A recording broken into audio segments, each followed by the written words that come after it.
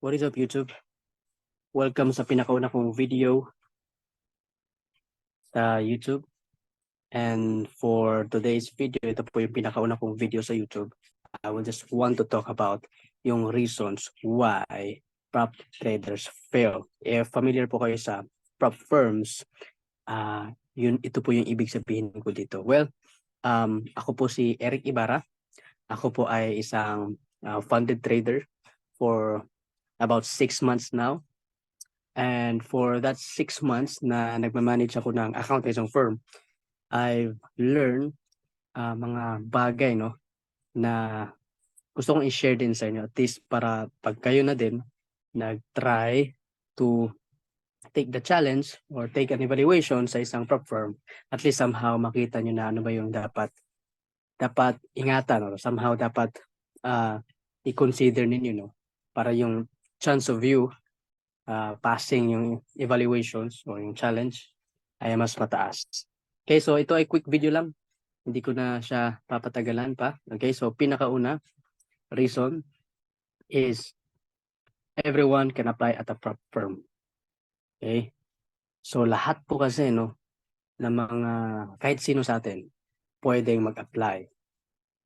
Pwedeng mag-take ng evaluation. Okay? So as long na meron kang pambayad yung sa challenge, pwede ka na mag-enroll. Pwede ka na mag-take ng evaluation. However, hindi po siya ganun kadali. Okay? So, hindi po ibig sabihin na okay, lahat ay pwede mag-try ay nagtatry na. Try ka na agad. Okay? So, ito po yung pinakaunang reason. Marami pong mga tao, nakita nila, okay, magandang opportunity itong prop firm kasi pwede pala ako mag-manage ng pera. And ito lang yung babayaran ko and then pwede akong mag-manage ng potentially millions of pesos, hundreds of thousands of dollars. Okay? So, ginagawa nila, apply agad sila. Take agad sila ng challenge. Okay? Yun yung nagiging reason bakit, of course, nag-fail sila. Okay? Beginner pa sila, hindi pa sila naka-experience ng trading talaga in a live market. Nag-take na agad sila ng challenge. Number 1. Pangalawa po is greed. Okay? Of course, when you are trading sa isang prop firm, you are trading malaking pera. Okay? So, pinakamalit dyan commonly ay $10,000.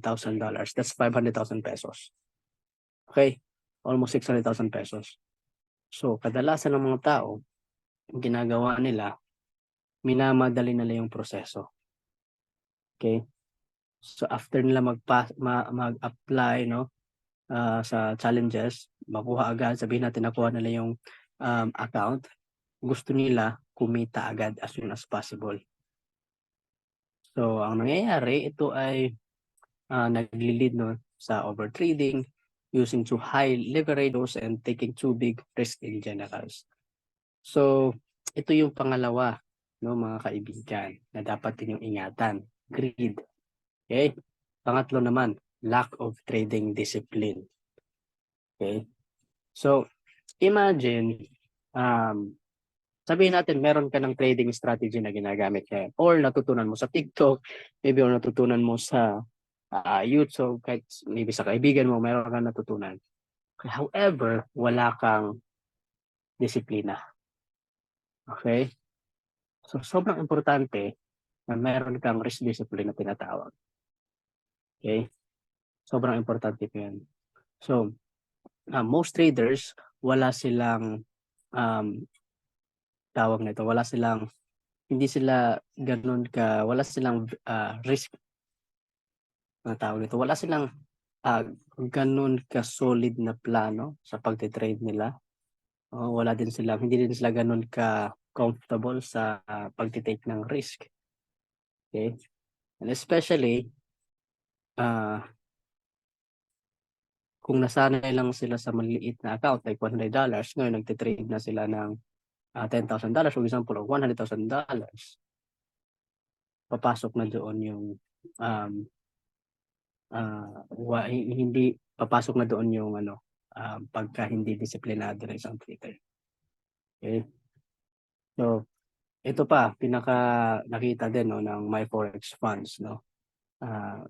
Actually, yung MyForex Funds, alam nyo, nag-shutdown yun sila noong September. Pero itong data na to, hindi naman to pinaka-recent talaga, pero I guess that's last year na data. Sabi sila na majority or 60% sa traders nila walang stop losses. Well, ito po yung pinakamalaking somehow kasalanan, no? Pag ikaw ay nagtitrade, wala kang stop loss. So yan, dyan din magre-reflect yung disiplina mo. Okay? So hindi ko talaga nire-recommend na hindi ka gumamit ng stop loss. Okay? So it is no secret that many beginner traders fail to apply adequate risk management, and this can lead to their downfall, especially when trying to get funded by a prop firm. Okay, wala silang disiplina. Sabihin natin meron ka ng 80% win rate na strategy, but without discipline, hindi mo siya kayang execute. It's the same pa rin na wala kang strategy.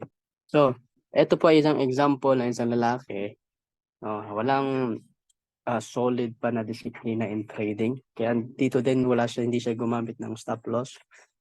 Nag-loss po siya ng $1,500 or somewhere around 84,000 pesos, somewhere around that number. So, makikita niyo po yung emotions niya mamaya, and then pasensya na din po sa mga words na sasabihin niya mamaya, no? Kasi sa sobrang disappointed niya o galit, may magmumura siya po. Okay, so panoorin natin. Okay, I just learned some AMRN right here off of this support right here. Bounced up a little bit, past this 50 period moving average.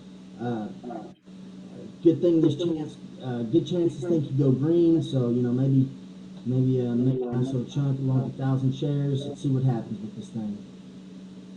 Okay, come on, just keep on moving. Shit, come on, man. Well, fuck, it's got some support right here, so, you know, maybe it'll hang on to this 16 area, bounce back up. Come on. Fuck! Oh, shit! Oh, shit, dude! What the fuck? I just lost $1,500. What the fuck? Oh, shit! Oh, no! Okay, so, di ba, grabe, sobrang clear po yun, no, na example of someone losing just ganun lang kabilis. Okay? So, move on tayo sa pang-apat, not understanding max drawdown rules. Okay, lahat po ng prop firms, meron po silang tinatawag na max drawdown. In the future video, mas iditipin ko po yun. No? Pero if hindi kayo familiar, yun yung parang limit nila. Hanggang dito ka lang, and then if tawag nito na breach mo yon, no, yung maximum na drawdown na yon or a percentage, nag-fail ka na, okay? Wala na, goodbye. So ito po yung isa din sa nakakalimutan or parang binabaliwala ng mga traders kasi nga excited sila. Okay, sige, magte-trade na ako. Papasok ko to kasi nag-try ako sa demo, ganito, ganyan. Okay? So, ngayon po, commonly, unlimited na naman yung mga trading days. Dati kasi, no time na nag-take ako ng challenge last year, ngayon ay December, yun po ay last May. Okay, mga May, June.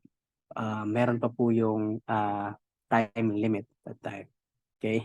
Yung iba, hindi nila alam ano yung max drawdown. Then, nagtatry lang sila. So, dahil doon, ito yung nagiging reason bakit sila nag-fail sa firms. Aside sa, alam mo yun, wala silang disiplina, nag-take sila ng risk na malaki, hindi nila alam na meron palang limit, meron palang drawdown. Or kung alaman nila, minsan nilalagay nilang sa likod yung information na yun kasi akala nila palaging win yung kanilang trades. Right? So last one, almost the same lang din, ay relative drawdown. Meron mga ibang prop firms na somehow meron sila. For example, pinaka-recently, yung MyForex Fund nga. Okay, meron silang somehow conflict of interest. Gusto nila na ikaw ay mag-fail kasi nga, basically, yun, isa din yun sa mga ways nila to earn. Okay, so itong mga prop firms na to, meron silang relative drawdown rules in place na somehow kailangan mo talagang kailangan mo talagang hindi mo talaga siya alam in the first place, no, sa una-una pa. Kailangan mo talaga siyang basahin doon sa kanilang throwdown rules, sa kanilang terms and condition. Kumbaga hidden siya. So, ito yung minsan nakakaligtaan din ng ibang traders na pero hindi naman lahat, no, ng firms ay meron silang conflict of interest. Conflict of interest na gusto nila. There are lots of firms na yung pinaka-goal talaga nila is to really find yung mga skilled traders and for them to get funded. Well, yun lang so far yung napansin ko, no. This is aside from with not having a trading strategy. Is sabihin natin meron ka na trading strategy, but these 5 things ay also the reason why you, no, as a trader trying to pass a challenge, nagfe-fail ka pa rin sa prop firm industry. Hindi mo pa rin nakukuha yung account na gusto mong makuha. That's it for now. I will post, no, starting ngayon at least somehow weekly, no, in a weekly basis magpo-post ako ng mga updates ko sa aking trades, magpo-post ako ng mga weekly outlook ko. Magpo-post din ako ng tutorials about trading. Magpo-post ako in the future din about life updates, etc., no. Depende kung ano yung pwede nating naisipan. Pero this will be focused on trading education and my life then and my journey. Ngayong darating na January, I will document, no, or February, I will document yung journey ko again. I will start again another challenge, and you will see in front of your eyes, no, paano ko siya i-handle or paano ko siya i-manage. That's it for now, everyone.